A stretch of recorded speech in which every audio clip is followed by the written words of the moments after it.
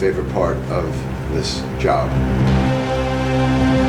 When we go home, you know, we're married, we have kids, we live in suburban towns, and coming on tour, it's almost like you get cut off from that.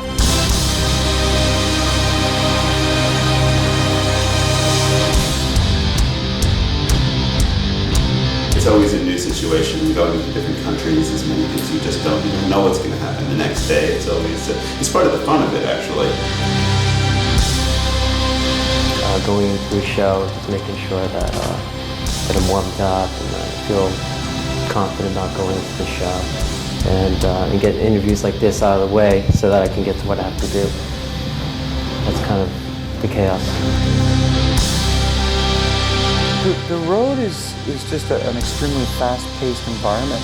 People say, oh, you're seeing so much of the world, but in reality, you're not, because of the chaotic scheduling.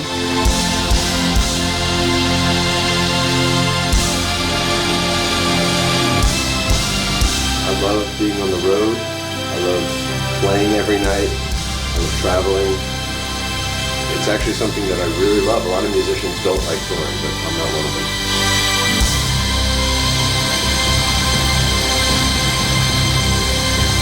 The actual tour itself is, you know, it's a ritual each and every day. You know, I get up, I jog 5 kilometers. I think it's important for anybody in this business to be fit.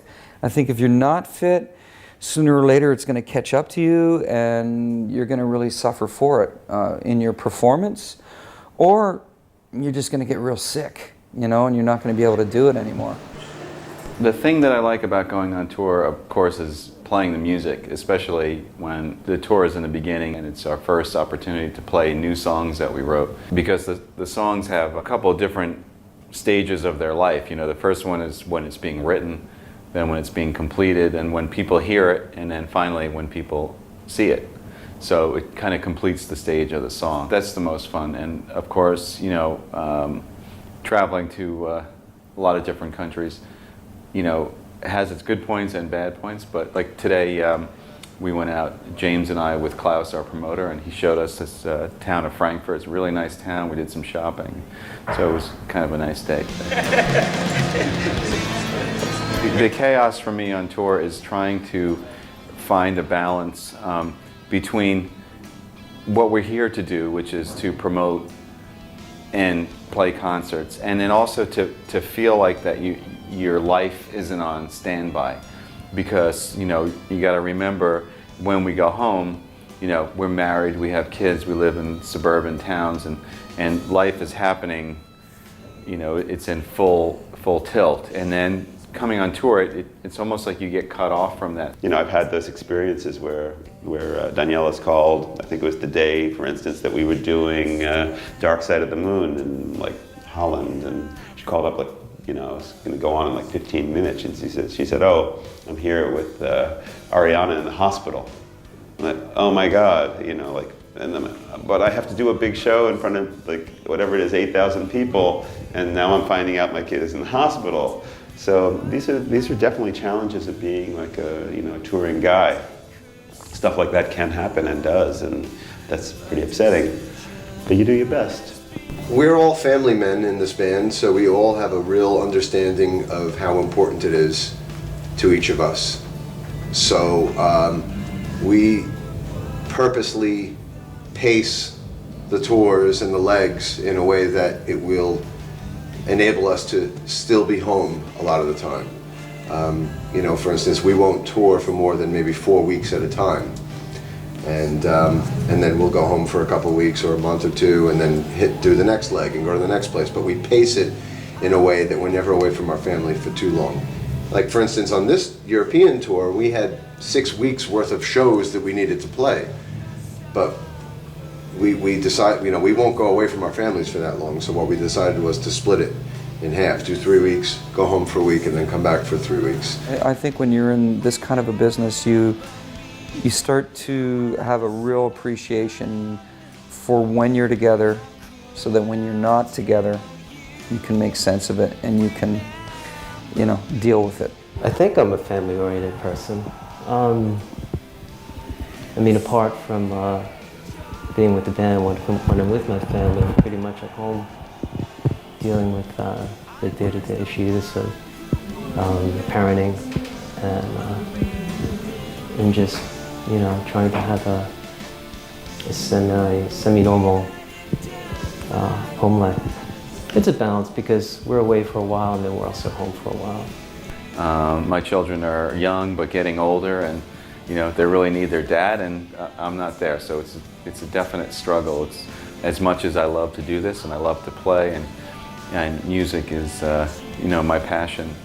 I always really feel like that I'm not doing the right thing, that I'm not there for my family when I should be. So it's a big struggle for me personally. Our families are very grateful that they are so important to us in terms of our scheduling and the way that we run the band. And we're fortunate to be in a situation where financially we're able to call the shots like that. A lot of bands don't have that ability because they have to make X amount of money for X amount of shows, and they have a tight budget.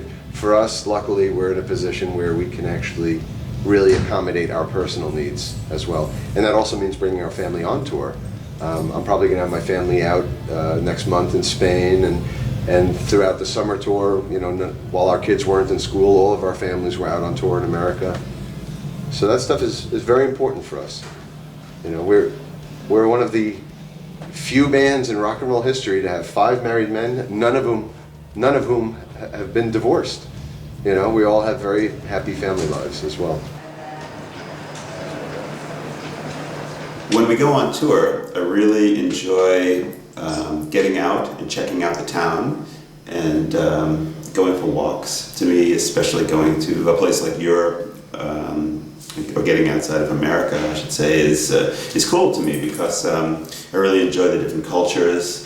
I like the idea that I don't really know sometimes that much about a particular city, but I go out and I explore it anyway, and I'm kind of like, you know, without a tour guide, but I'm looking and I'm seeing, and that's a really, really nice thing. And I even enjoy, you know, maybe just like meeting somebody on the walk and chatting, whatever. The other day, this is very un-Dream Theater like.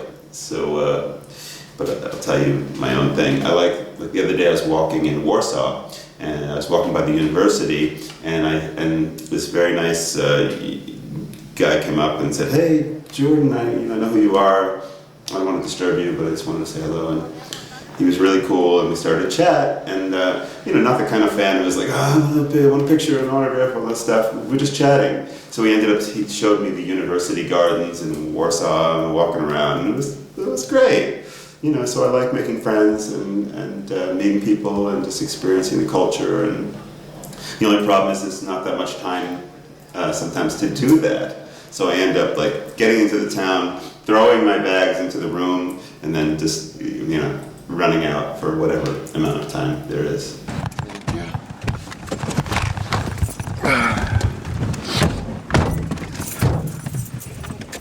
Driver, to the gig!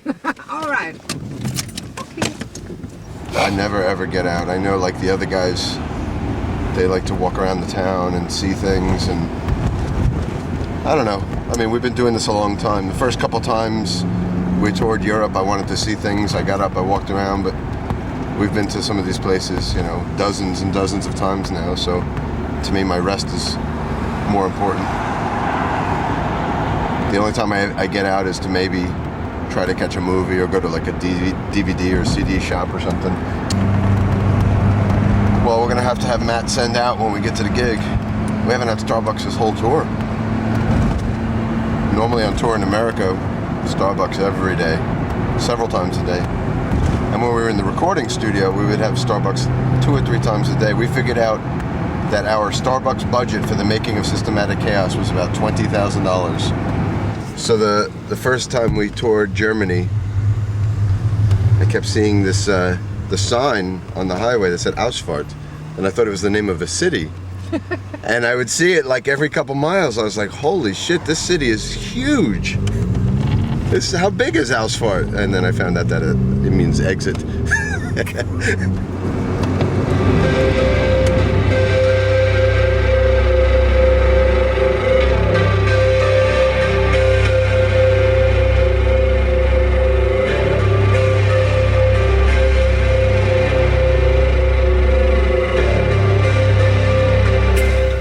John Mayung is an enigma. I've known John for 22 years as well, and of course I have the same brotherly bond with him that I having with John Petrucci. You know, the three of us formed this band and went to college together, and we've been through every step of the way together. So obviously I have a very tight connection with John. But he is an enigma. He's hard to infiltrate. You know, he's a very, very private person, and most of the fans know that and realize that. But even for me, having been his friend and bandmate for 22 years, even I have trouble sometimes penetrating that wall, you know. And I respect that. I totally understand that he likes his space, he likes his privacy. Because I think as I get older, I think I could sense a lot of that becoming part of me as well. I've become a bit more like that as well through the years. But, you know, he's a brother, and he's part of the chemistry, he's part of the formula. He's a quiet guy, but he's an integral part of the chemistry of this band. He's deep. He's deep in thought. And he's very dedicated. Yeah. I go the farthest back with. John Mayung is somebody where not only he's an incredible bass player, but we have this great chemistry that originated a long time ago, this really deep understanding musically of one another and where we're taking things, you know, and where we want to go without even speaking. So it's cool. John Mayung is a very deep kind of person who generally likes to remain to himself, but when you get to know him, he really can be very verbal and come out and speak a lot. Very interesting. He's one of the most interesting people that I know, because he's got this incredible job with Dream Theater where he has to learn all this music, but yet and play it all and stand on stage in front of thousands of people. Yet he's so quiet and he doesn't want to do any interviews. So it just makes for a very rare and interesting, kind of person. So I'm kind of pleased to be in a band with a bunch of fascinating characters. James is an amazing vocalist. He's a good friend. He's just a wonderful person, I'm glad that he's a part of my life. He's a great guy. James LaBrie is an incredibly talented singer. He just has a gift of, this vocal power and range that I wish I had. I don't know where it comes from. When I'm on stage and everything's really loud and I have the in-ears, and if he comes next to me, I can hear him. I can hear his acoustic voice over the band, so it's pretty loud. He's the voice of Dream Theater. He is, when people hear Dream Theater and they think of Dream Theater, it's his voice. He takes his pot shots from a lot of fans. He has to defend his place in this band and his voice and everything, but I don't think there's any denying that he's an incredibly gifted vocalist. I mean, his vocal talents are undeniable. Whether or not they're everybody's taste, that's completely subjective, but there's no denying that his vocal abilities are perfect for this band. I was writing down the nicknames for James LaBrie the other day that we have for him. Pirate, Captain, Cappy, stands for Captain Cappuccino, Jimmy Java, Commander, Cowboy, did I say that one yet? Well, the old nicknames. Well, it's funny when you're on tour and you're out on the road, you're just all, the things that keep you sane are the joking around with one another. So nicknames is a really good remedy for, chasing away the tour woes. But the nicknames, Jordan's basically given me all of them, He calls me Captain one day, and then he calls me Pirate the next day. Was it Cowboy one other day? I guess it's whatever he thinks that I'm, whatever I'm presenting to him that particular day. Because some days he'll be talking to me and then I'll say, what's up with ya? So it's whatever, but it's just fun. He's an interesting guy. He's very, unlike John Mayung, he's kind of extroverted and has a big personality, a big statement. I guess that's why he can be a singer, in the band, because he makes a big presence with his energy. John Petrucci is very focused and very smart and has an incredible, one of the most amazing musical memories that I could ever even imagine somebody having. John's specialty is that he's really able to zero into something and get very pinpointed about things. John is my brother, he's my partner in crime. We've been together 22 years now. We met when we were 17, so we've been together now more than half our lives. We met when we were teenagers, and now here we are in our 40s. So there's obviously a personal bond that he and I have, and a friendship, and a brotherly love. But beyond that, the creative partnership and connection is incredibly strong as well. We co-produce the albums together, and we oversee the It's a Jam stuff together. So we have a very close partnership on a creative level as well. He's very focused, and he's incredibly talented. Yeah. John Petrucci is someone that I've known probably for maybe 30 years now. He's just always been there for me as a friend. It's just amazing that just the history that we have, and John too, who's really passionate about what he does, and just everything about him is a real inspiring individual. Jordan is he's the wizard. His musical abilities speak for themselves. As far as I'm concerned, he's the greatest keyboard player that's ever played the instrument. His abilities are completely mind-blowing, and honestly, I think that we only get to tap a little bit into his abilities in Dream Theater. When you see his solo albums, or if you see him play a clinic or something like that, that's when you really see his unbelievable talents, and I think we only get to scratch the surface of his talents within Dream Theater. Jordan is another great person. He's very, very talented and so on top of his game, and I just have the utmost respect for what he does. I mean, technically what goes on in his world, apart from just playing, is it's quite a feat. Yeah. He's very centered and extremely talented. He's one of those guys where you wish, well, if I could play that way on the guitar, I'd be great. If I could play the way he does on the keyboards on the guitar, there'd be no stopping. Since he's been in the band has gone to a whole new level, not only musically, that's obvious, but personally as well. When he came into the band in 1999, it was a tough period where it was do or die for the band, and we made Scenes from a Memory, and ever since then, it's been a complete uphill climb, and we haven't looked back since. And a lot of that has to do with Jordan being in the band. The chemistry now is stronger and better than ever. We all five of us get along better than ever. The chemistry of the band, the way that the band functions, the whole way that the organization is run, it's all bigger, better, and smoother than ever, and happier than ever as well. Mike, to me, he's a great guy. He has a big heart, and he's very passionate about music. And when it comes to bands and music, he's like a scholar when it comes to that. He's so on top of all that, and it's actually really inspiring.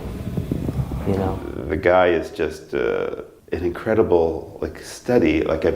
He has probably every Dream Theater show on video, on recording, every possible rehearsal, every fart that anybody's made documented, and he's got a definite place where he puts it. He watches every television show out there in the world. He knows about them all the movies. He's he's the real media king. Mike is somebody that's ultimately dedicated to what he does. He's incredibly 100%, 150% dedicated to Dream Theater and everything having to do with Dream Theater. And he is also self-admittedly very obsessive and compulsive about certain details, organization, and things like that. And he is one of the best drummers in the world, and love playing with him. He's intelligent, and he is gifted. Mike also has a memory for everything else. He's got an incredible memory. I could say, Mike, when was the last time we played, Erotomania? And he'll go, oh, we played it, the Heineken Hall or something, in 2003. How do you know that? And but he's very everything has to be put in a certain place, and he's very organized in his way. I guess that's why he can really have this kind of huge media collection. And also, he's the wildest guy of the group. He'll have the loudest voice. He'll be the first one to throw over the table and create some kind of a high-spirited environment. Yeah, es war Like, why does my seat hot? So I guess we're not going to have a Starbucks out here. Oh well. All right. Ja. We're here at the gig. Welcome. Dankeschön. Bitte schön.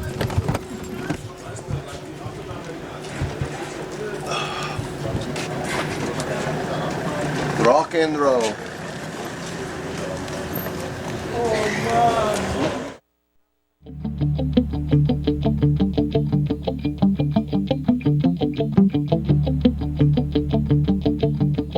When we're travelling on a journey over a specific period of time, we require two drivers. So we'll drive 4 hours each and change over, and then the other driver will drive for 4 hours, and then we change again, and I'll drive another 4 hours, and so on. And when you're not driving, you're either resting or relaxing for the whole journey.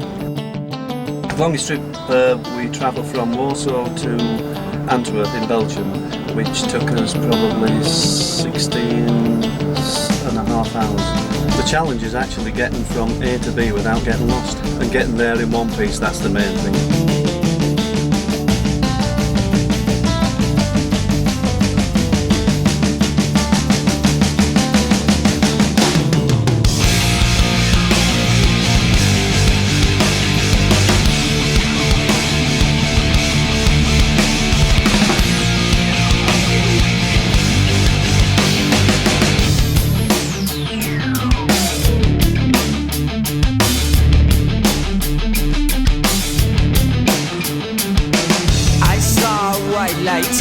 Shining there before me, walking to it, I waited for the end, a final vision, promising salvation, a resurrection for a fallen man. Do you still wait for your God? And the symbol of your faith.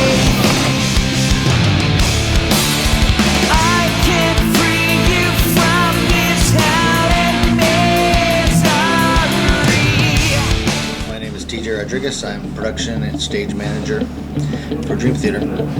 My job as production manager is to take care of all the technical needs, lights, sound, video, and everything related to that trucking.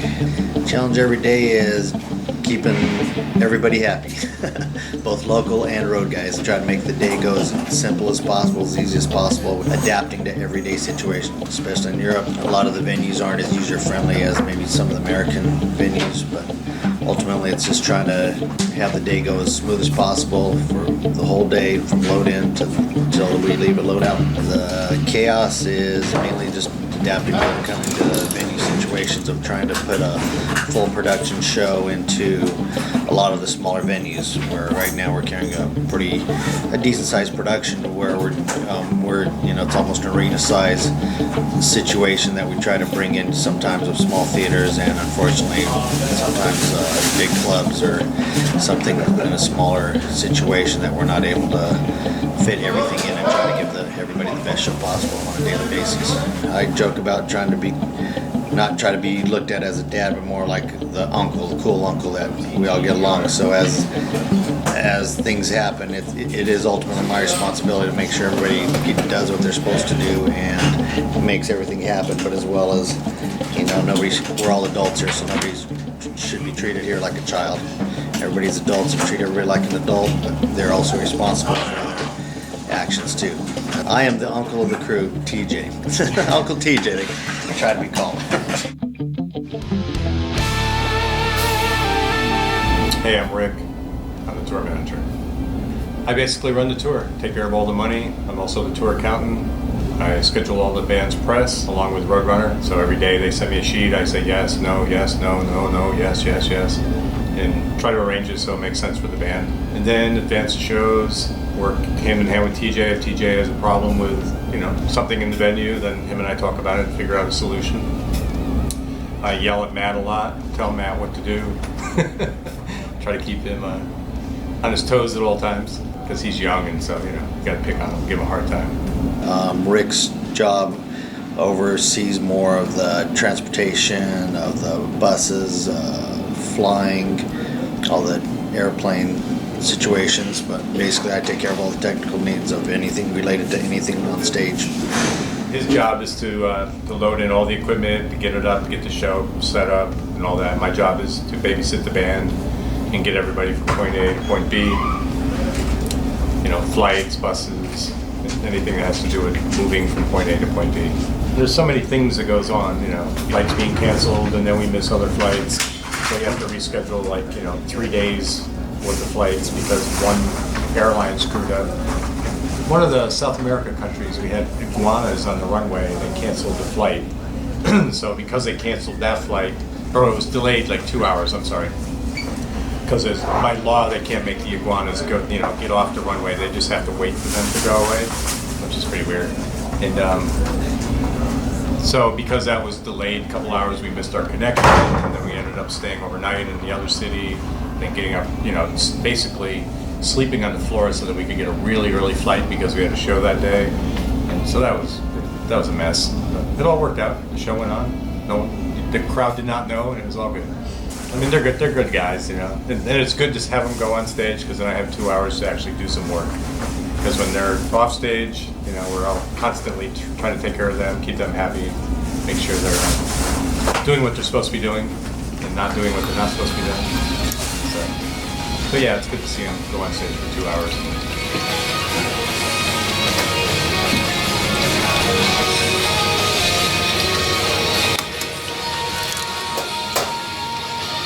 My challenge is feeding lots of mouths, lots of people wanting their breakfast, their lunch. I feed about 45 people.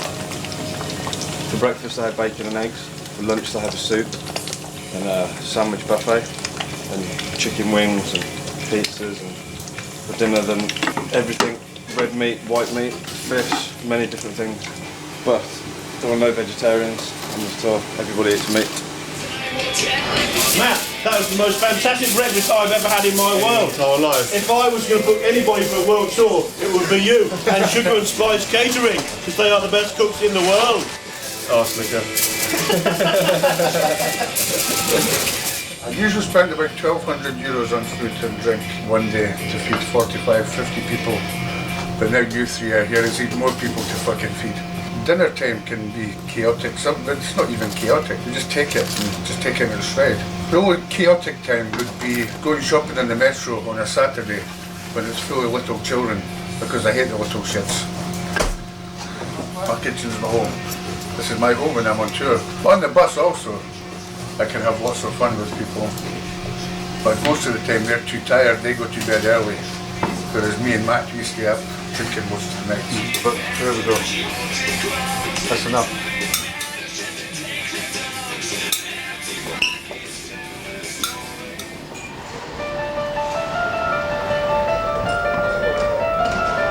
I recognise that, and I put you on the spot, but I think you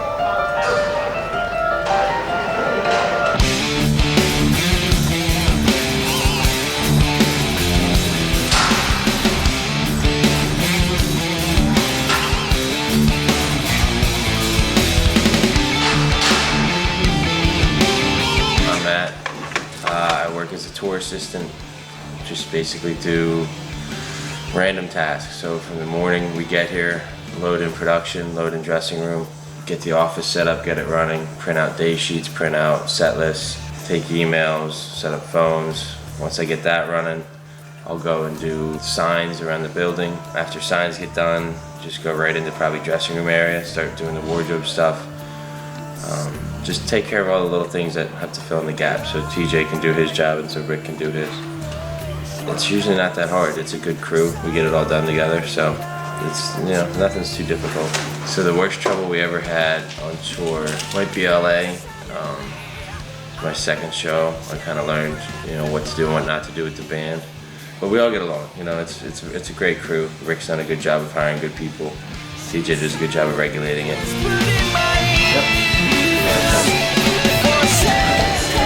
Working for John is a very difficult task every day because everything needs to be perfect. If it's not, John either will feel it on his guitars or he'll hear it. And in order for John to do what John Petrucci does live, everything needs to be perfect. The way the guitars play, the way everything sounds, everything about what he does on stage has to be right, or he's not able to focus on what he does. So my biggest problems I run into is temperature with the instruments. If it's cold or hot, if it's hot during the show, all the guitars will, the necks will bow. So if the neck is bowed and if I don't get it in the right position, to the right kind of tension, it'll affect him on stage. So that's really my toughest part, is during the show, the temperature during the show, and whether or not I get the guitar to play exactly the way it needs to for him. My dear one, don't you be afraid for a second. Okay, it's 12:30. Time to wake up the drum tech. Come on.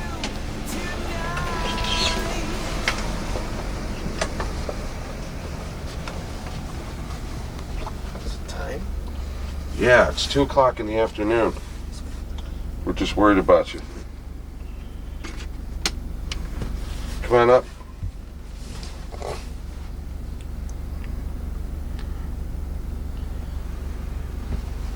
What's the matter? Come on, buddy. Come on and work with us. Jerry's missing you. Come on, let's put together a drum rig. He's very shy. And he's very quiet and shy, so And sleepy. we might have to come back in an hour or so to get him, because it usually takes a couple of times to get him out of bed. Want to make that move? Monitor engineer takes care of what the band wants to hear during the show. They don't hear exactly what the audience hears. Let's say John Petrucci would want to hear the band's mix with the guitar a little louder so he can articulate what he's doing, yet keep up with the rest of the guys. And the same goes with Mike. Mike listens to what everybody else is playing, but he needs to hear the drums more prominently because that's what he's contributing to the mix. So basically what I do is I take all the inputs from the stage and give each player an individual mix that they enjoy and that they can work with on stage to give a better performance for the audience. Challenges for me every day is keeping all the guys' mixes as consistent as possible. I mean, we set this stuff up in a different room every day, and for them to feel comfortable, I feel that it should sound the same for them every day. We don't use wedges on stage, we just use these little in-ears. I can show you what they look like. These are John's, and they basically are custom fit to fit perfectly in his ear and seal off the room, and basically we can just give him exactly what he needs. And everybody has them. So there's no speakers on stage, just the PA for what the audience hears.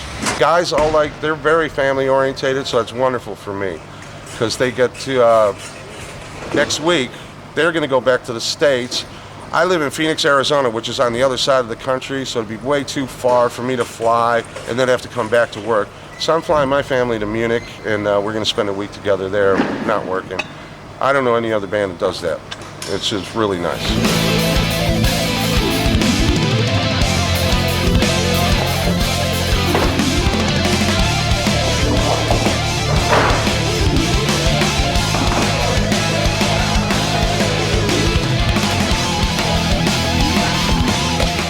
My name is Robert Dorian. I'm on tour with Dream Theater. I am the keyboard tech in charge of Jordan Rudis's keyboard equipment. The challenge for me every day is making sure that all the equipment is in working order, programming the set list so that the show goes off without a hitch, and making sure that all the little details that might creep up during the course of the day are taken care of before the band shows up. We want to make sure we have a great sound check so the band is confident when we hit the show.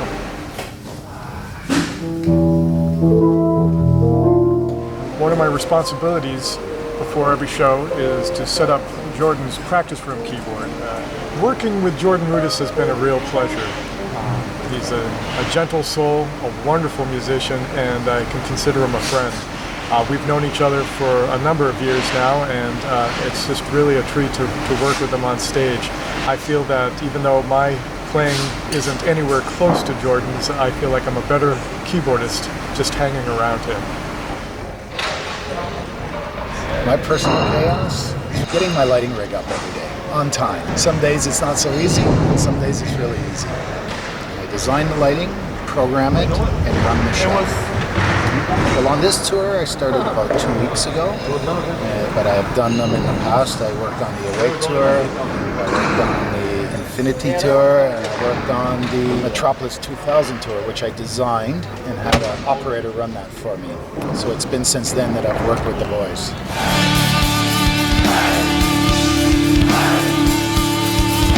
Once the tour is in the flow, the crew guys get used to the routine. They know what we like and what we want. Eric is very, very good. If anything goes wrong at any point during the show, he could swap out a cymbal or replace some sticks. He's really good at being on top of that. And Eric has got one of the hardest jobs. I mean, obviously, people look at this kit and, I mean, you'd think just this kit alone would be a job and a half for anybody, but Eric has to stay on top of all my vocal cues. He's constantly swinging the mic in and out. He has to know every one of my vocal spots. He's constantly, you know, filling the waters, the Gatorades, the towels, whatever I might need. I have to have my hands sprayed sometimes so I can grip the sticks. He's constantly spraying my hands.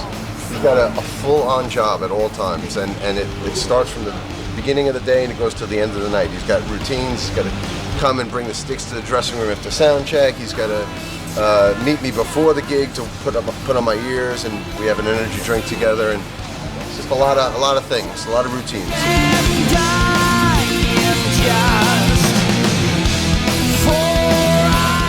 My name is Johnny DeCam, and I'm the video director on the Dream Theater tour. Well, our main purpose is to provide the screen show. It's kind of telling a story behind the band. In some cases it's part of the light show, in some cases it's providing this kind of narrative or story. First and foremost, we're responsible for all of the technical aspects of the video, setting up the projector, the beamers, the screens, everything you see here, which is the playback system and mixing system, running the cables, etc., etc. When it comes to showtime, it's about making that video happen in time with the music, and it changes from night to night, different set lists, so you really have to be on the ball and getting all of those video cuts and mix just right. I'll tell you a good story about my worst trouble on the tour. We were in the very first rehearsals in the US, and I had designed it so that we'd have projectors at the front of the house. And then the very first day I was hanging my brand new projectors that I just bought, and I turned around and I heard a loud crash. It was my projector falling off a mountain to the ground about 3 meters. Broke the projector, obviously, on the very first day. And luckily I had a spare, so we weren't without video, but that was a tough start. I am Frank Solomon. I have been managing Dream Theater for going on the past 9 years. Dream Theater, it first started with Deep Purple's manager, who was Bruce Payne, who was managing Steve Morse from Deep Purple, and we struck up a good friendship. And we're looking to do something together. And I had heard that Dream Theater were looking for someone else to manage. And I said to Bruce, you should, let's talk to those people. And then about 3 years ago, I started just doing it on my own. The band, it's just like a partner, however, whether it be a marriage or a friend or whatever, just someone who you just want the best for and you're willing to work as hard as you can for it. The days are totally different one from the other. I mean, it can start at the crack of dawn with people, calling from, different time zones and whatnot, and it can go all the way up till, till people on the West Coast here in America are still working, as late as 10, 11 o'clock my time. And then you'll start to do some things to finish up at 10, 11 o'clock so you can get them over to the people in other parts of the world, in Japan and Australia, so that when you go to sleep finally and you wake up in the morning, there are either faxes waiting for you or emails waiting to answer the questions that you have. My personal chaos could be anywhere. I mean, so many different things happen along the route that are, the biggest problem of the moment, and then between Rick and TJ and the band and everybody, and Derek Kemp, our agent, and Steve Martin, our agent in America, the object is to solve the problem and make the chaos go away. And we usually seem to be able to do that. My name is Randy Lane. I'm the front of house engineer for Dream Theater. That involves anything audio that the audience hears. My basic task is just to make sure that what the band is doing on stage gets to the audience. As far as the instrumentation, what they do on stage, I just make bigger. That's the only thing. The challenge every day is a band as dynamic as Dream Theater is. There is a lot going on stage. Everyone is playing a specific part. The arrangements are very intense. The challenge every day is making sure that every instrument, every note is heard in the context of how the band is actually trying to play it. It's very complex music, and as a result, it's very challenging to stay on top of. There's a lot of notes coming off that stage.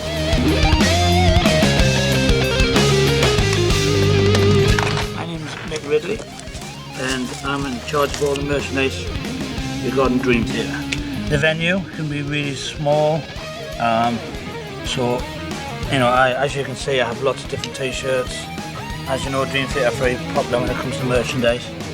And if it's really small, A, finding a space to put everything. B, which is probably the most important, I have to make sure it's safe, as in tables aren't going to fall down on people, barriers aren't going to hurt people, I'm not going to get things stolen, people can jump over. That's probably the main problems. Sometimes it's hard when you come into the Eastern Bloc countries, a different currency, you have to go to the bank and get change. And obviously with this I need lots of change because I have different prices. But there's not too much stopping me from doing my job. I've been on tour now with Dream Theater since the Wake tour, which is 1995, which I think was February or March or April, sometime springtime. I don't always do every tour because I work for a company who have the right to sell Dream Theater's merch. But I try and do all the big headline and arena tours. Summer tours, I can't always have the time to do that. We'll fly somewhere else to do that. Very nice. But I like touring with Dream Theater because they're nice guys, basically. They're easy to get on with. If I ever have a problem, they're willing to listen. And the thing with Dream Theater, they know that I do my job. I like the thing very good. So they can rely on me to do it and they don't have to keep an eye on me. Some bands, if they don't know the guy that's selling the merchandise, because when you're selling the merchandise, you're representing the band, basically. And the people, as soon as people come in there, they see that.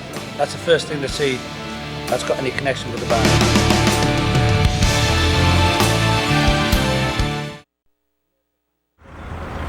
Hola, hey. All right, yeah, hey. 1, 2, 3, check. We'll probably discuss that. I'm on your side.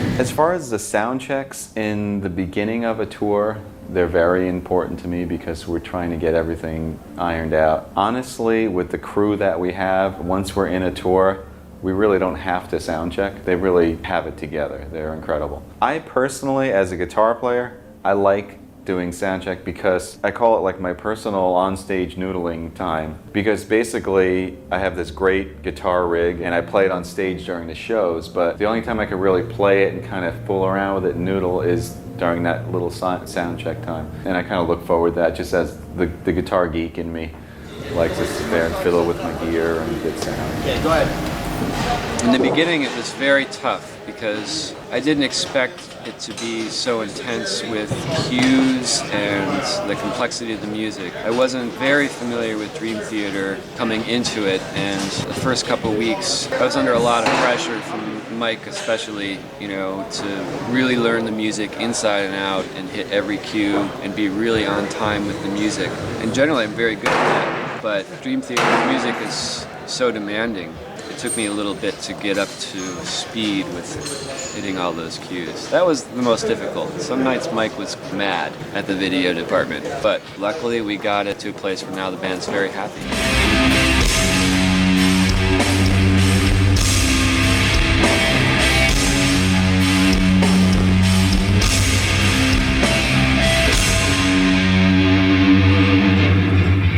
Hey, Johnny?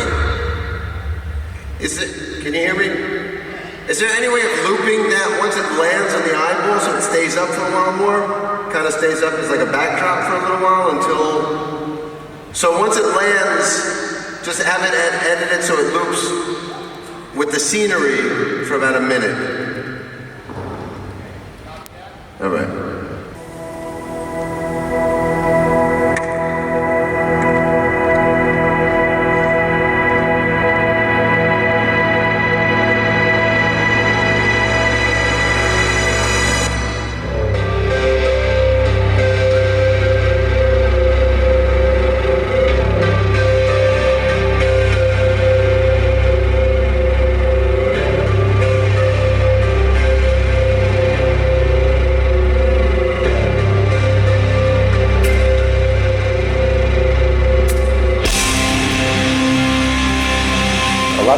Happen during the show, you know, problems, unfortunately. There's a lot of equipment on the stage, a lot to deal with. You know, there's one thing about like doing a sound check where you're checking the gear, you're hearing things, you're feeling, like for me, I'm feeling the keyboard, the balance of the stand, where the pedals are. And the next thing is walking on the stage and the way it feels then, with the whole audience giving you that extra bit of energy. It makes my senses almost super sensitive. They become stronger, so what might have been a little bit like feeling a little shaky, whatever, on the stand, all of a sudden feels like, wow, what is wrong with this? But then, besides the general things that maybe you notice more when you're on stage, like maybe all of a sudden I'll notice that the guitar might be a little heavier on the left side than the right side, where in soundcheck I didn't notice, but I'm hyped up, so you can really sense that something's different. But things go wrong. You know, like, I don't know, all of a sudden I'm playing like my Memotron keyboard and I'm only listening to one side. Or I'm going over to the Zen Riffer and it doesn't have a strap on it. Or, you know, I'm playing my Oasis keyboard and all of a sudden I hit the program change pedal to get to the string sound and it goes to the fuzz guitar sound. You know, there's many things with all those different pieces of gear that happen, and there's nothing I can do about it. We only did it one time, so I was looking for stuff. Eyeball's a good call. Eyeball. And I actually, got the falling eyeballs too. We could do that. Yeah. Right. And also after a camera cue, after the guitar solo, is drum solos.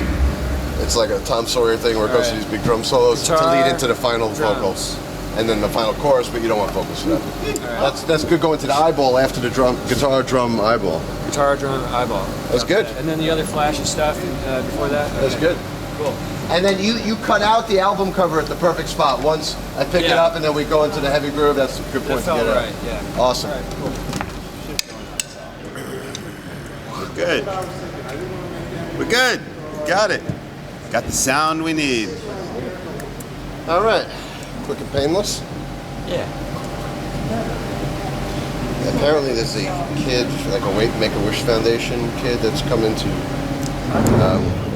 see the drum set. I actually invited him for Soundcheck. I don't know why Rick or whoever arranged for him to come after Soundcheck, because he wanted to come for Soundcheck and see the kid. Okay. But anyway, he's coming now at 5 o'clock, so I'm going to bring him up here and jump around. Timing was unfortunate. He should have been here now before Symphony X is up and everything. But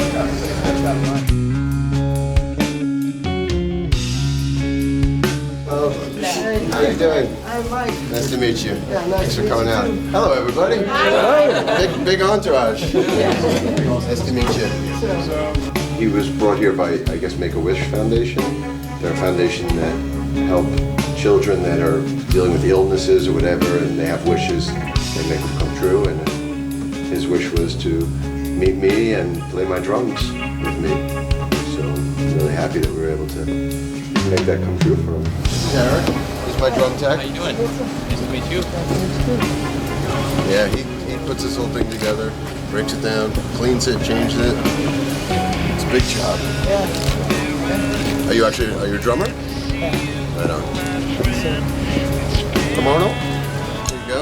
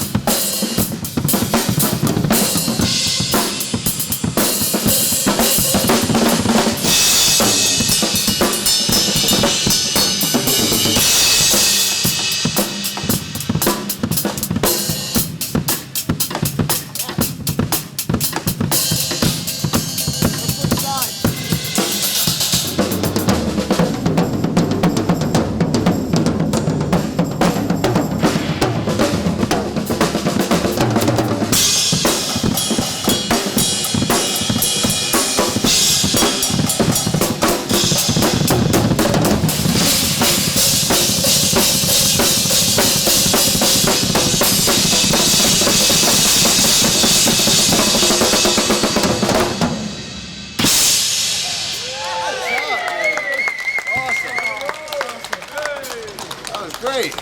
So amazing. Hey, Eric, that cymbal I broke the other night, excellent. That just broke a couple nights ago, right? Yeah. Actually. And I got a set of broken sticks and new sticks. So you got a set of new sticks, and keep the sticks you played with too. You used cymbal. And you know what? I got new wristbands for you too. We sell these, but we don't sell them in this size. The ones we sell to the public are like short, but I like them big, so they special make these for me.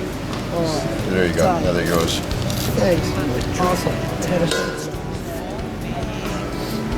By the way, the keyboard from Jordan, the new one, he uses you can stand next to Petrucci. You want to come check it out? Can my friend check this out? Yes, absolutely. I don't know how to do. I don't know how to. I don't know. how to do anything with it. Help you check it out. Yeah. How you doing? Good, sir. How are you? How are you? Nice to meet you. Good drumming. Very nice. Thanks. Yeah. That sound? Yeah. I've never even played this thing. You want it? You just make a noise with it. Yeah.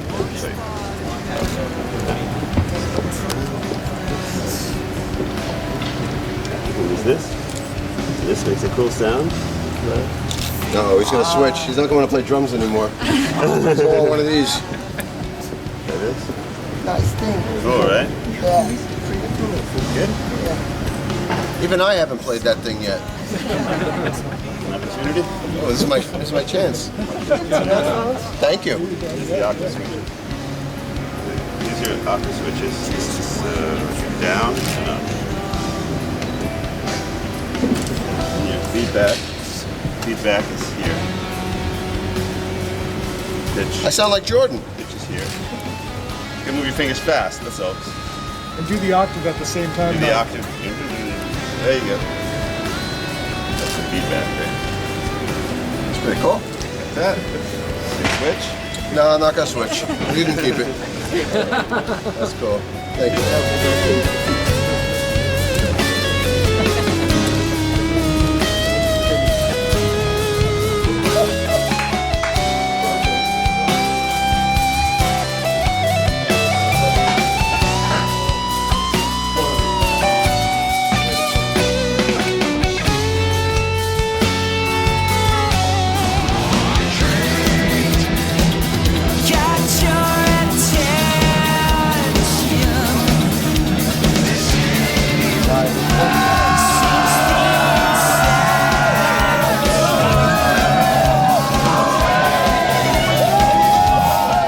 It's 2 hours before the show, and I'm getting my massage, which to me is my favorite part of the day.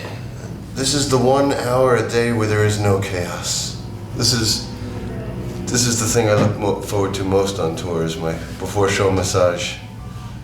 And, it's not only important because my body is always aching from the destructive beating that I give myself each day on stage, but this is also very relaxing for me mentally, to be able to relax and have some quiet for an hour. This is the part of the day I love the most, so get the fuck out so I can relax.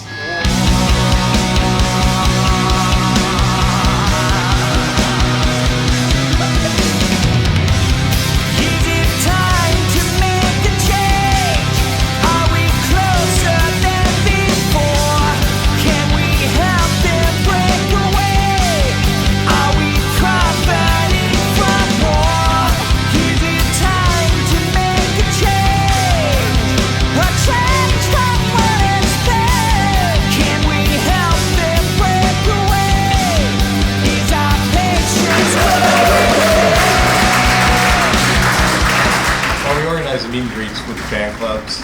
They select, 25 people from the fan club. Sometimes they have contests. However they do it is up to them. I leave it up to them so that it's fair to the fan club. And they come and get equal amount of time with the band. And so everybody goes away happy. We don't do meet and greets every night anymore. When we're in America, we have the platinum packages, which happen every day before the show. And then here in Europe, we do certain meet and greets for certain fan clubs. The most important thing is organization, and that's Rick and Matt's job to make sure it's all organized, make sure everybody has their passes, they know where to go, what time to go. Once they get there, that it's organized in an orderly fashion, if they have to be lined up, how we're taking pictures, how we're doing autographs. We want the fans to be happy. Of course, it's all about them. We want them to feel like they're having a good experience, and we know they're excited to meet us, but it has to be organized, and there's only so much time we can give. Luckily on this tour, now that we're not doing the evening widths, it's a little bit easier because we do it before the show. But in the past tours when we were doing an evening width, it was hard because we would sound check right till doors, then doors would open, and then it's time to play the show. So all the meet and greets would be afterwards, and we had just played a 3-hour show and we're physically exhausted. So that was difficult. Now that we're touring with an opening band, it's a little bit easier. Sometimes you're at a meet and greet and you're really tired, and you're not in the mood, but you have to remind yourself that you're here because of them, and you're doing what you do because of them.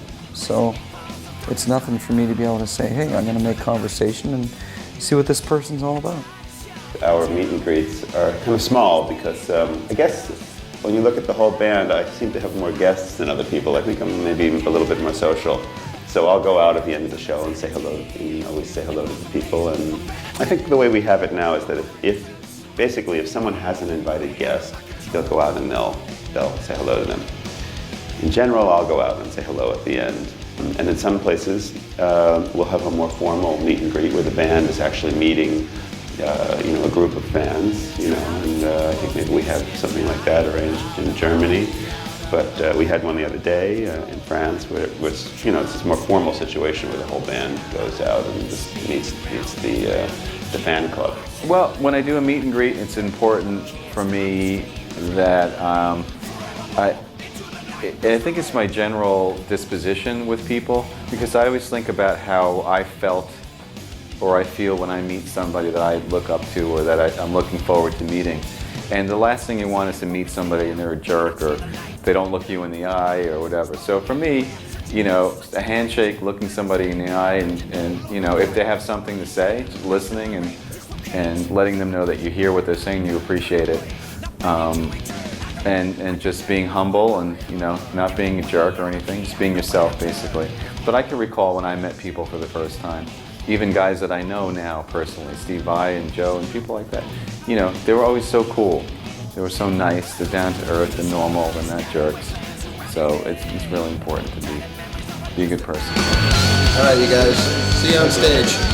Take care. Good luck.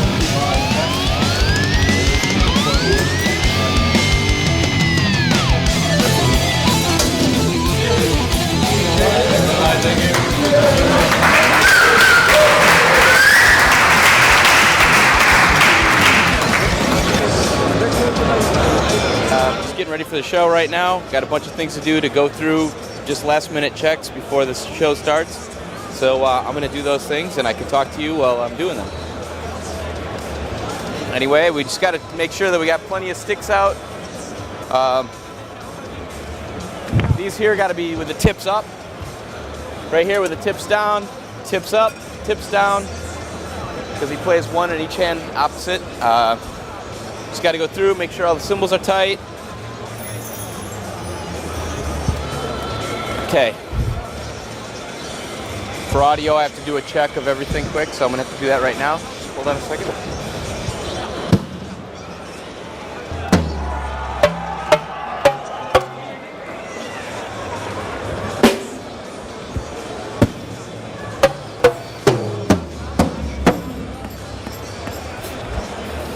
Okay, I have everything in my ears. We're good. We're ready for Mike to come up and play. The only thing I have to do now is fill up the waters and Gatorades.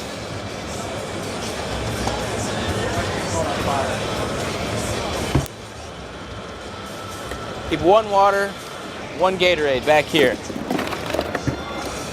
And then 2 waters up on the drum set, 1 on the floor tom right here. 1 on the table right here. Towel, Mike in the right position. We are ready. Now it's time to go to the dressing room.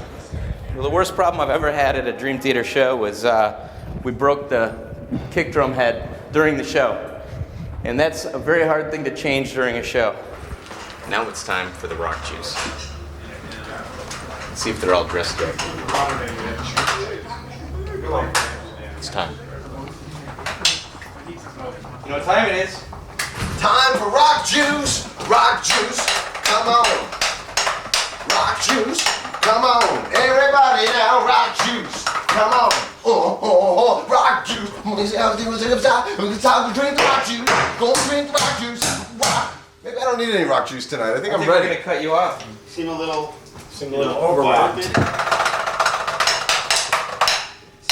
Pretty rocking. That's why we get the rock juice. We get the rock juice because we are rockin' Jews. We're the rock Jews. We need the rock juice. So what's tonight's flavor of choice? I don't know. I'm not sure if we should do this. What are we doing? I don't know. You feeling like something's gone afoul? We've never had this. This is an unknown flavor to us. This is. Tastes like hard urine. They usually all taste the same. 6 minutes to psycho. The word just came across. I can't even speak. This is mine. It's yours. Tonight in Frankfurt, we shall rock. Did you hit it or did we do Rick? We're not going to rock as much as yesterday, and we're not going to rock as much as tomorrow. But we're going to rock a hell of a lot more than Hanover. And that's saying a lot. That is. No idea what the fuck that means. But... You know, it's made from Nancy Wilson's urine. Do we have any bigger pins? That's crazy. We have a shrinking pin problem. The incredible shrinking pin? It's really hard to deal with during the show. Bumblebee man? Yeah. Because you can't, like, it's just easier. He's a magic man! Yeah!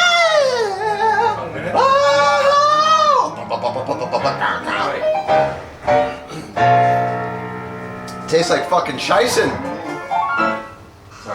It's already there. Burn a lump. It won't go down.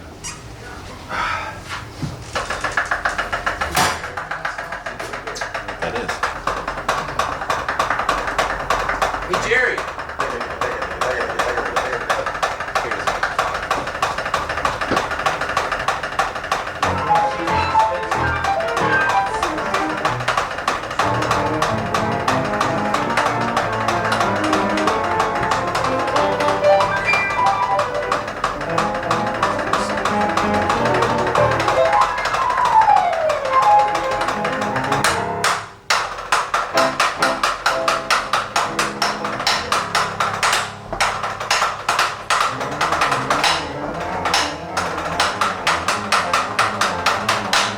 We just got the word, 1 minute to Psycho. The most important thing before going to the stage. There goes Psycho. Hey,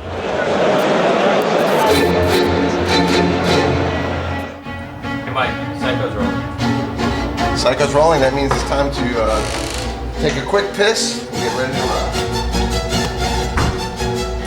I think at that point, when you're actually walking up to the stage, I think that's when your adrenaline, you're pumped, you're ready, you're excited, you're enthusiastic, you know. Some days I think about maybe there's something that's bothering me, or maybe there's a part in this song that I have to be conscious about. It changes. There's no set thing. It just whatever happens to be consuming me that day. Okay, I've drained the goose. Time to get my sticks, my water bottle, my rock juice. It's time to rock. When I approach the stage, the feeling is always one of a lot of excitement. It's the time when I feel the audience probably the most, this kind of welcome. At the very start of the show, I'm very focused in on how I feel physically.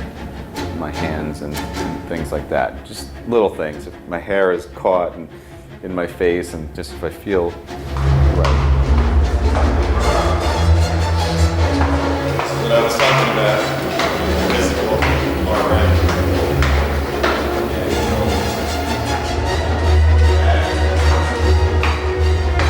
Hello, Frankfurt. Rock and roll. Have a good one. Never got to high five anybody else. Mike high fives us, our hands get all wet. No, this is not, you know, I just took a piss too. No, it's water. Here come the house lights. 3, 2, 1.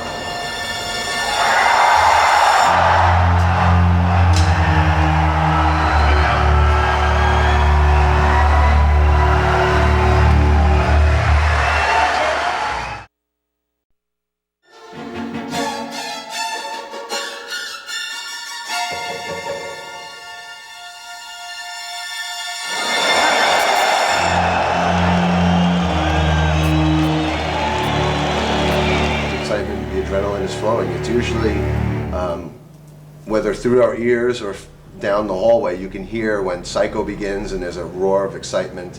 And then when Psycho ends and the house lights hit, there's that loud roar. That's it. That no matter how sick or shitty or tired you're feeling that day, when you hear that roar, it's like, let's go. You know, it wakes you up and it kicks you into gear.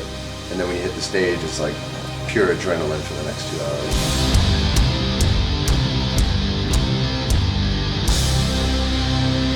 When you're on the road and you're doing 6 shows a week, it's very easy for you to become complacent and say, oh, it's just another show. But I think what you have to do constantly, and I think any artist needs to do this, is you have to say, wait a minute, everyone that's out there tonight, this is probably the only show they're going to see, with the exception of a few that are going to see several shows. But for the most part, 95% of the people, and the fans, I should say, that are out there, it's their one night that they're going to see you on this particular tour. So you have to give them everything that you can so that when they walk away, they can say, wow, that was great. I can't wait until the next time, you know? Big rush of energy, and it's always like a really cool kind of a thing. And then, you know, it has to calm down, because as a performer, can't kind of hold on to that, because then I'd probably play like a million wrong notes. So, I let the beginning start, I feel it, I get into it, and then I go, okay, now it's time to do the thing and to focus and to play the show.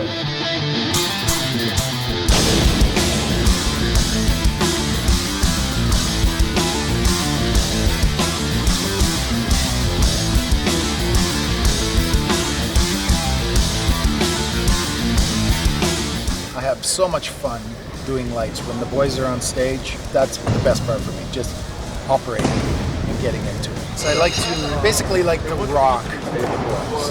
And I get into it, and it's not like dancing or anything, but it's just, you're rocking, you're having a good time.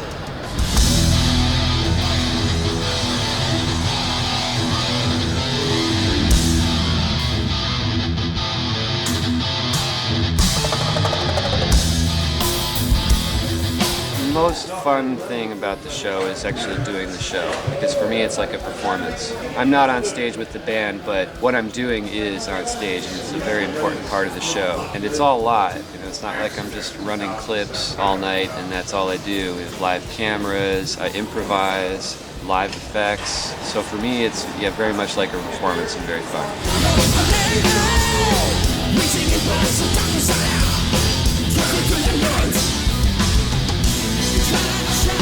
During the show, I'm of course tuning guitars and getting guitars ready for the next song or whatever songs are coming up within, the near time frame. We'll do a guitar change during the show, for whatever song, and if he has anything he needs to tell me, he'll tell me there. At times he's had me switch certain things with his rig, or he's had me change, do something different with the guitar, and he'll just tell me during the shows. Well, the way that I communicate on stage with my technicians is obviously as you're playing, you don't have a lot of hand signal possibilities playing guitar. So a lot of it is just, nods of the head and opening your eyes wide and trying to squeeze in a signal to the monitor man. My signals are usually just imitative, snare, down, things like that. Vocal down. Or if my guitar something is going horribly wrong, then I'm looking at my guitar tech like, help. That's one thing. Or it could be just the opposite. It could be all smiles and thumbs up. Thanks, guys. As far as the band, a lot of it's intuitive.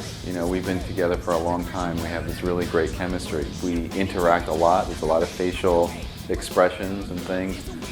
We have some facial movements that actually mean things, that mean like slow down the tempo, or if somebody made a mistake and you noticed it, and there's things that we do on that are some are unspoken and some are things that we've talked about before. But a lot of it is really in the eyes. It's all facial because you're obviously busy with your hands. The only one that I really need to communicate with is our inner ear monitor engineer. We have a lot of signals between the two of us. He's most free as far as a mix goes because he needs to hear the band, but he also needs to hear his voice a certain way. And from venue to venue, that can shift around a little. He has to warm up before he starts singing, so to do a sound check and stuff in the afternoon, it's a little rough for him. So basically, he comes out, and we're always in the ballpark, and then we just have to fine-tune it as the show goes on. Usually we find it in the first couple songs, sometimes it takes a little longer. I think he might get a little nervous sometimes, and he just needs someone to boost his confidence and tell him that, he's hitting the right notes and everything's cool. And that's part of my job, too. So I have codes for him. So one is me. So if I say, like this, up or down, that's my voice, up or down. If I go like this, that means I need him to open me up and just give me a bit more reverb. If I go like this, less reverb. If I go like this, I want more highs in my mix. If I go like this, I want less lows. So I put my fist down to the ground. If I go like this, bring the highs down.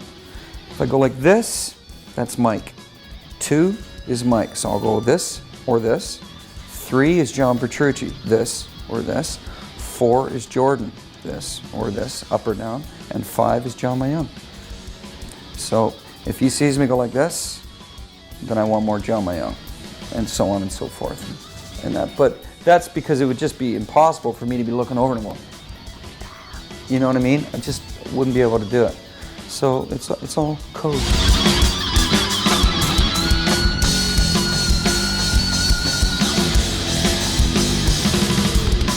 different venues provide an acoustical challenge. They sound different every night. So the challenge is taking a band that sounds technically the same every night and making that sound the same in a building that sounds completely opposite from what the one was last night. So it's a lot of times you get into a room that is completely opposite from what the night was before. So you have to change, compensate, make sure that you can try to change things enough that it sounds like the same band you heard last night. There hasn't been a disastrous night at all. There has been the one show that we arrived. Our normal load-in times are 9 o'clock in the morning, and that gives us enough time to get everything set up the way that we want to. Our arrival time was 3:30 in the afternoon, which is 6.5 hours late, and doors were in 3 hours instead of 9 hours, which meant that we basically ripped the roof off the place, dropped everything in where it was supposed to be, and turned the switch on and hoped that it worked, and the show went off without a hitch. So that was probably the most heart-stopping moment of the whole tour. I mean, Poland was really hard because we got there real late. It was about 2 o'clock by the time we loaded in, and everybody just had to fly the cases in the building, and that was, that was probably the roughest day we've had. But It was a silly mistake, and maybe I shouldn't mention it, but I forgot the strap. I went to do my keyboard solo because I have this new instrument. It's called a Zen Riffer, which is this cool strap-on keyboard, and it's awesome, especially if you have a strap. But this particular gig, there was no strap on the instrument. One night we were rushed to get set up, and it came time for the Zen Riffer to be used, and it did not have a strap. So the whole band left the stage, and I walked over to the Zen Riffer, and I looked at it, and I was about to strap it on, and there's no strap. And I yelled at the top of my lungs. I said, "Where the fuck is the strap?" The whole audience could hear me. Jordan, being the professional that he is, grabbed it and ran out and put on a great show.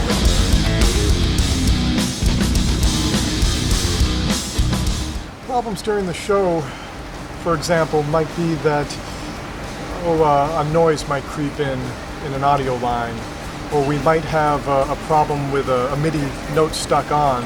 I'll quickly have to address that during the show. I'm the man in black that runs out onto the riser and fixes things, so that hopefully it's not noticed, but the show goes off and everybody's happy.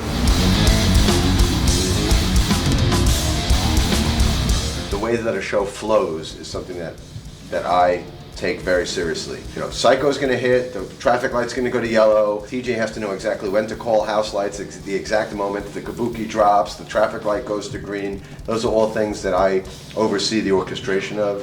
And in the old days when we were doing evening with shows, how intermission would begin, what's played over the PA during intermission, what's played in the PA before the show, after the show, all of that stuff I have to orchestrate with the crew guys, specifically TJ and our lighting director, video director. They all have to be in the loop with that in pre-production for a tour. So it's very important when a tour starts that we have that consistency from night to night.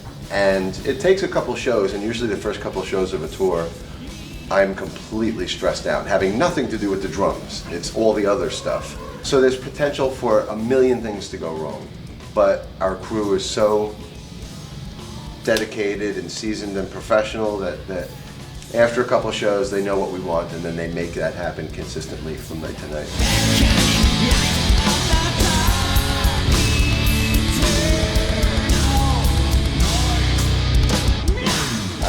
One time during a show, somebody threw a full cup of beer at me, and it hit me square on and splattered all over me, and that was very unexpected, I have to say. I remember being at the Monsters of Rock down in South America one time, and literally 60,000 people out there, and I'm running across the stage, and my shoe, for whatever reason, flew off my foot and went right over my head, and I literally lost my shoe, and I could see my shoe flying through the air in front of 60,000 people. So I finished doing that song, and then I grabbed my shoe.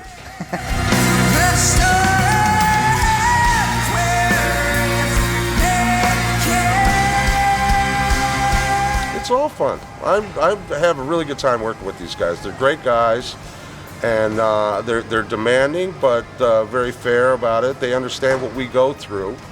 And I do believe that they think that we really do try as hard as we can, because we do. everybody, I really like this crew because everybody puts in what they can and does the best job they possibly can.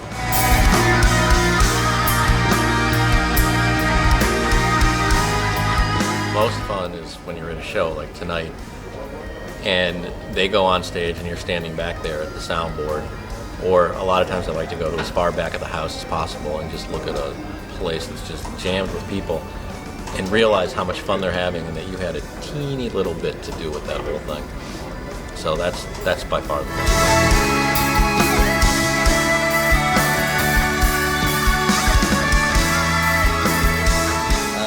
Just a great bunch of guys, great crew, great people. Everybody's really gets along great. We're almost like a big family and I'm not just saying that because there are tours that everybody says we're family, but we all get along. We're all old friends. A lot of the guys we've toured with many times before on other tours, so we all get along great. The music is challenging and challenging to listen to, let alone play, and it's just a great honor to be a part of this spectacular.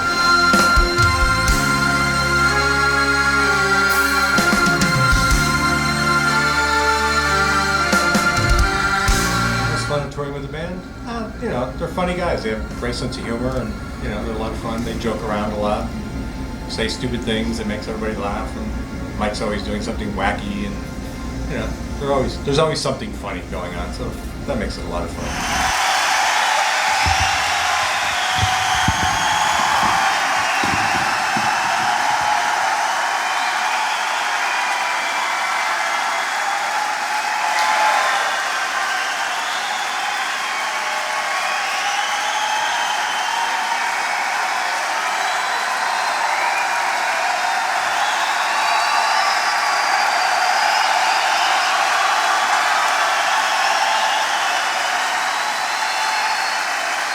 We've got an amazing crew, an amazing group of people with us that make the tour run incredibly smooth. And there's very little chaos on this tour, actually.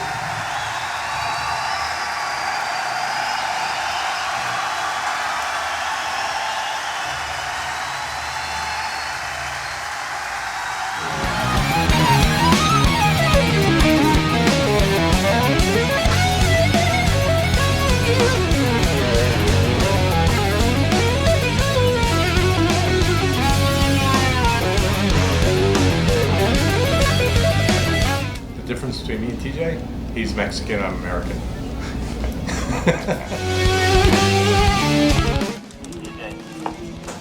Yeah, go ahead. I think I was talking dirty to you, man. Tell me you're my uncle. Tell me you're my uncle. No, it's Daddy. Daddy for that.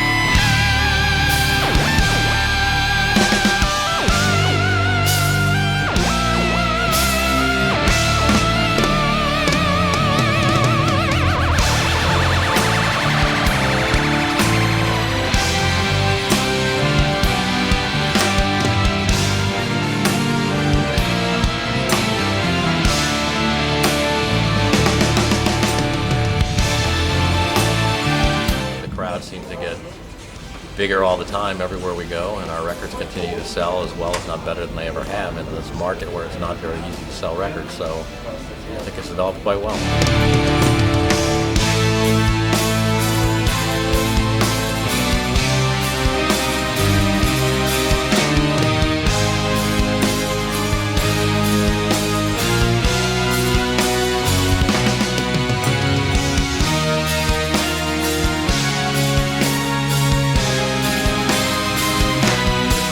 There isn't a usual day on this job. It depends on the distance that we're travelling, when we're travelling, where we're travelling.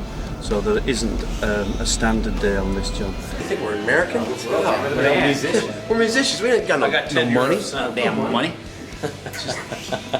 Actually, you really knew I had a 20. You give me a 20? Standing at the infernal gates, in the hour of darkness, the moment I feared has passed. The moment I lost my faith, promising sound. We were in the studio for 5 months. We would 5 days a week. We would get Starbucks at least 3 times a day, $50 a pop. Our Starbucks bill was bigger than the entire budget for One Dream a Day Unite. For you, Dark Master.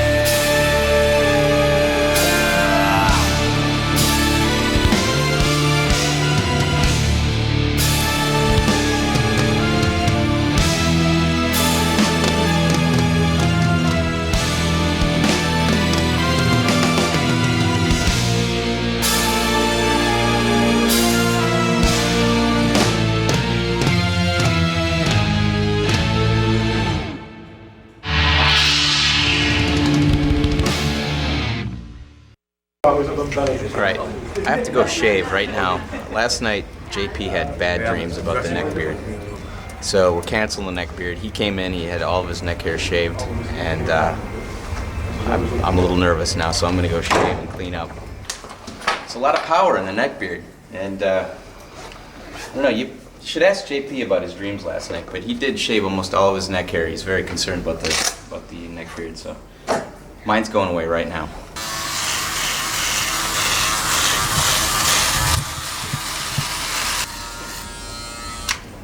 Yeah. You can almost feel the power already. It's very, it's unusual.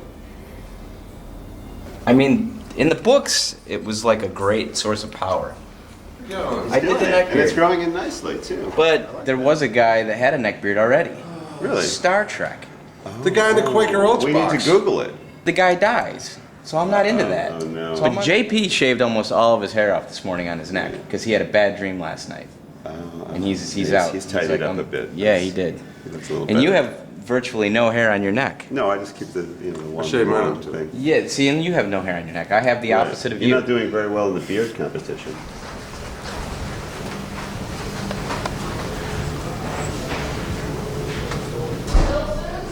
Everybody's busy. All right. I think I'm going to shave it off, though. This is Frank, manager here. Yeah. Oh, you did. He's in a management position, so he might shed some insight. The neck beard? Not into it. Not into it, see? Well, when the manager says he's not into it, You should keep it, right? No, we're done. You're done? Yeah, it's off now. Oh my god. We lose. All right. It's right here. Oh my God! Wow. Now, you shaved off almost all of your neck last I did. night because of your dreams.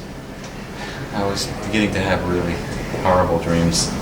As you might notice from the previous footage, I had a lot of facial hair. You had a very good neck growth. Yeah, and I was starting to look myself in the mirror, and I was looking like all these different, people. I was kind of getting a little bit of the terrorist vibe, and I was having bad dreams about that. So, yeah, I figured I don't want to walk around and be a dirtbag, so I think I neatened it up. I don't think the neck beard's gonna fly. The funny thing is, it doesn't look that weird. Could be kind of natural. It doesn't look that weird, actually. See, he said that he's seen the neck beard. Really? He's seen it, and it was on Star Trek. The Really? guy died. So I it's can not a picture good that thing. on Star Trek. Yeah, and he didn't have any special powers. Yeah, Like that book you read. Right. The thing is, though, for this to really be an effective neck beard, it has to have some length. What's going on with that? Like right now, it's almost like a 5 o'clock shadow neck beard. Right. If this was like, if you actually had hanging off length, that would be really scary. All right, that's it. No more neck beard. We're done. All right. That's it. No more beard. We are signing off all of our rights for $1. So, to me, I feel like I'm working very hard to create something good for this DVD project. That this band is going to make millions upon millions when they sell it. But I'm going to get $1. So I don't think that's enough. So what I'm going to do is I'm going to multiply that by 5. I'm going to make 5 times the amount of money today. And I'm going to try to go to each member of the band and make them give me $1 individually without anybody else knowing, so that I actually can make $5. My daughter needs a new Xbox 360 for Christmas this year, and I need to, put together everything I can. So I'm going to try and get $1 from each member. Well, I'll tell you what, a Star Trek character had a neck beard. He had no special powers, and he died. So I was out. That was it. Kind of looked like dirt.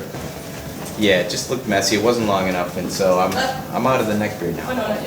But on the other hand, while you're here, it says we get paid $1 for this. So I was just, I want $1. Dude, you're worth so much. You're worth so much more. But if I can get away with $1, here you go, buddy. This is my $1. I got $1. Awesome. Thank you very much for letting me be part of this DVD. My pleasure. $1 right here.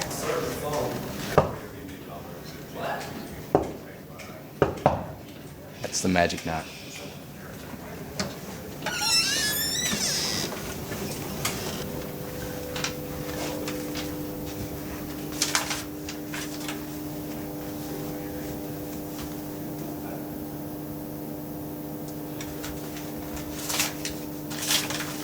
Yes, sir. He even spoke. $2. All right. See? I got $2. I gotta find JP now, or any of the band. Now, on the other hand, James LeBrie, I know he's gonna be tough. He is always tough with things like this. Odds are, James is probably gonna tell me no. So I'm just gonna go in and ask him for $1 straight up. I'm not even gonna give him the legal document that states he has to pay me $1. Let's go. You owe me that $1. You gonna pay up that $1? No. Just like I predicted. Right here on paper. See, he won't pay me the $1.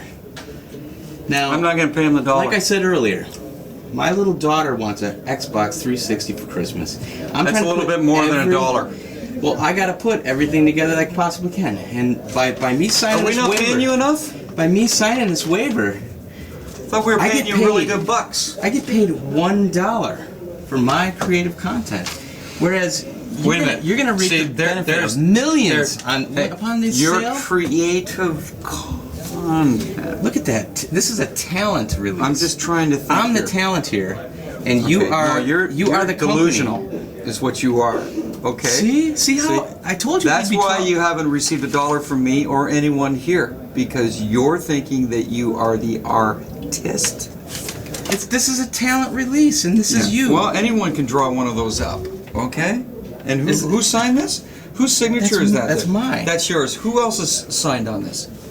No one. This is no, yours. No. There's no official See, you're trying to escape on a signature. technicality. Okay, listen. Don't talk to me about contracts. All right, buddy. This is worthless.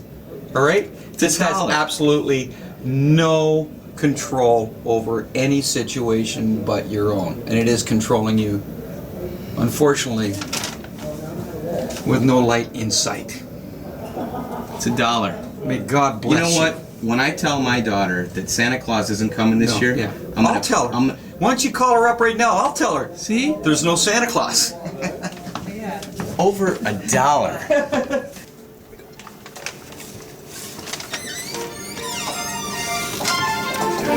What are you doing? This is Jordan warming up here, but I don't mean to interrupt you. Talk to me while I practice.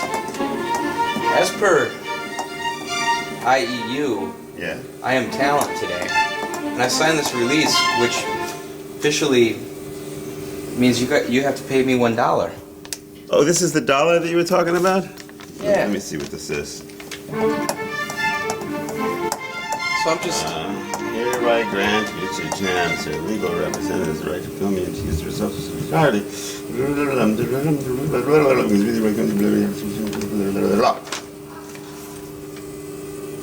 Print name. Whose name is this? It's my signature. That's a signature? It looks like Zorro. Hey, listen, pal. I just want my dollar, all right? I just... No! Fuck you, I now knew get this out! was gonna be hard! Get the fuck out of here. That's it. $1. That was worse than James LeBrie. Did he give you $1? No! He didn't give you $1 either? I don't know. I'm pretty pissed off. Everybody's trying to take advantage of the poor musician, you know? It's just bullshit. See, again, these people release these DVDs and make millions upon millions. I just want $1. That's it. I think it's reasonable. He's ripping off the musician. This is a typical scenario where you get this entrepreneur guy. $1. Who's ripping off the musician. See how these guys are? Go see For if John, $1. Go see if John Petrucci will give it to you. He's not going to give me $1. I doubt it. So, okay, wait a minute. If JP gives me $1, will you give me $1? I'll consider it. He's got a financial mind. If he thinks it's a worthy cause, then I'll... All right, let's go. Go ahead. Check it out.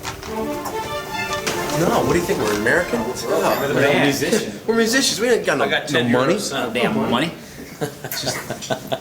Actually, you really knew I have a 20. You give me a 20? Maybe. Wow. You know what? I would, but I gotta go play. That's Symphony X. See that? That's the drummer from Symphony X. He was going to give me a $20 bill. 20. They might be the greatest. Mrs. Chance. Hey, by the way, let me know when you want to call your daughter so I can let her know that there's no Santa.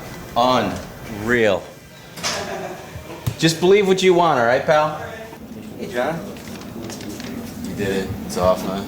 Yeah, it's gone. Just wanted to talk to you about something. Sure. I signed, this is a talent release, because today I'm talent. Okay. So I'm being filmed. Right. I signed this agreement with you, because you're this guy. You've got mail. And this says you owe me $1. Oh. I don't know if you want to read it, but... See that.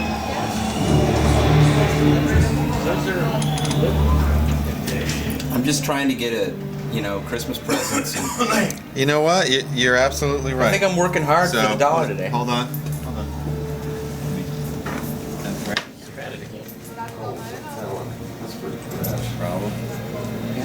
We like to pay promptly here at Dream Theater. Here you go. $1 closer. Yeah, now, what happens next? You're all set. The slip goes to Rick to read. Well, no, see, Jordan just refused to pay me as well as... And then Rick turns James, it to me. This is a never-ending James thing. LeBrie has refused to pay me, and Jordan refused to pay me unless you paid me. Really? And then if you paid me, he says you're wise with money, he'll pay me. If you invest that $1, you might be able to make 2. Well, that's where I'm going with this. See? Good luck. Always happy to help. Let's go collect my $1 from Jordan.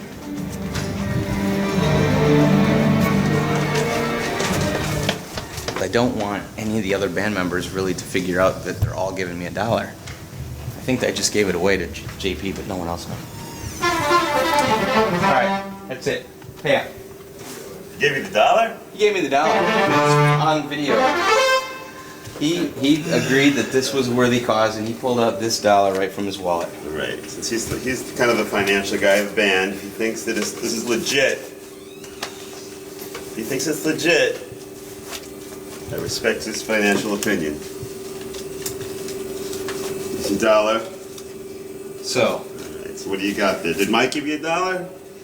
I have shown all you kids at home how you can earn extra Rip money. off musicians. This is the business, you see? It's the loopholes. So I am $4 closer to the Xbox 360 for Christmas. Yeah. All right. All right? That's good? All right. I win.